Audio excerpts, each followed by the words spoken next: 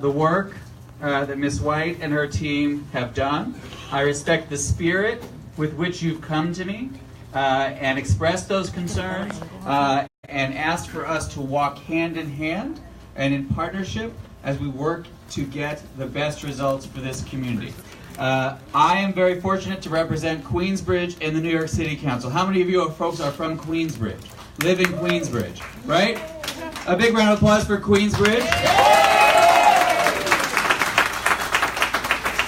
And when I was first running for office 8 years ago, and I came to Queensbridge, I said, this is my promise. I won't just come around at election time. I will be here all the time. And I have been here all the time for Queensbridge. Every single person in Queensbridge knows that I fight for this community all the time. And in the 8 years that I've been the council member, we've allocated over $150 million to Queensbridge houses. $150 million to the Queensbridge houses. Now that is your money, your tax dollars. I also want to say I am very proud to represent the Ravenswood houses, Miss Sylvia White. You said I didn't represent Ravenswood. I very much represent Ravenswood. And I see Eddie Cadiz back there and lots of folks who know I care and love for Ravenswood. I also represent the Woodside houses, which is a little bit to the east, but I love the Woodside houses. Now, truth be told, my district goes right up to the Astoria houses. So I do not have the Astoria houses in my district. My apologies, Ms. Koger. I wish I had the Astoria houses and had the privilege of representing you, but I want to say we are one community, right? And so I fight for every single person in public housing, every single resident in Western Queens, and all of these plans can impact every single person in Western Queens. That's why I'm so grateful that the Astoria houses are here as well. I want to take questions. I don't have a lot of time, but again, because of my love for and respect for everyone in this room, I am here, right? You invited your elected officials. I am here. Let me just say that again. You invited everybody. I am here to talk to you. So let me say this. There's a lot of growth happening. I want to start the conversation off by just making sure that every single person is aware of the facts, right? All of those buildings going up in Long Island City. Everybody knows that there were 2 rezonings done, which allowed for that building to happen. Both of those rezonings, in 01 and 09, happened before I was the city council member. I was not even in City Hall and your representative when those rezonings occurred. As a result of both of those rezonings, we have seen too much growth, too many of those luxury apartments all over Long Island City. That puts pressure on every single one of us.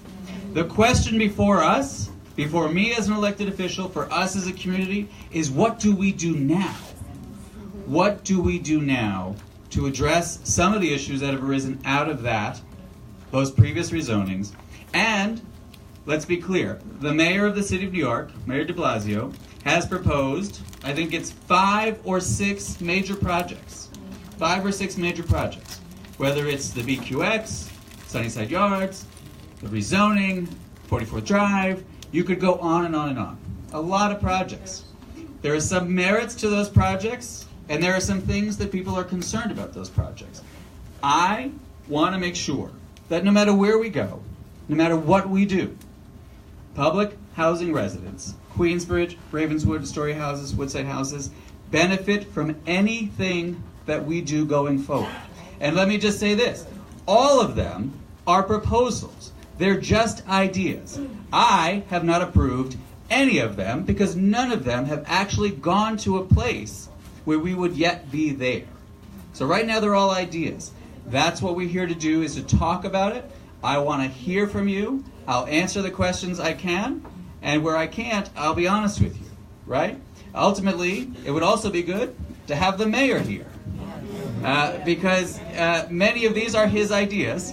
And look, I support the mayor for re-election, but this is not political. This is about the future of our neighborhoods, right? The future of our communities, and making sure, number one, that public housing remains strong and affordable, and that we actually check the growth and make sure that this isn't the Wild West when it comes to building luxury housing. right? There's good jobs, there's good transportation, and that public housing residents benefit from all of those things.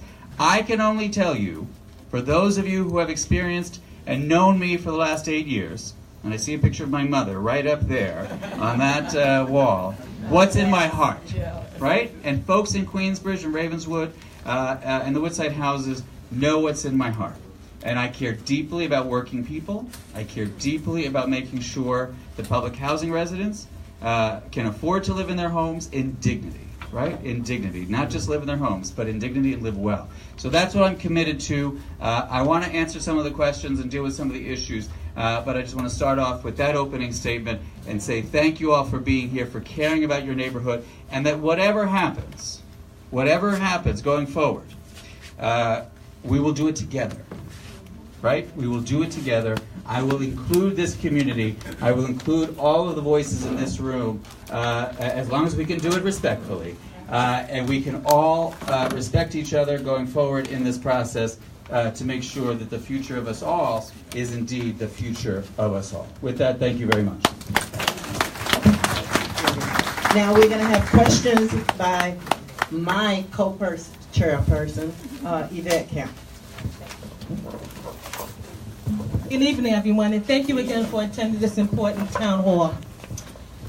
Good evening, Mr. Van Bramer. I have 3 questions I'm going to ask. Great. The first question, now these questions were from the community.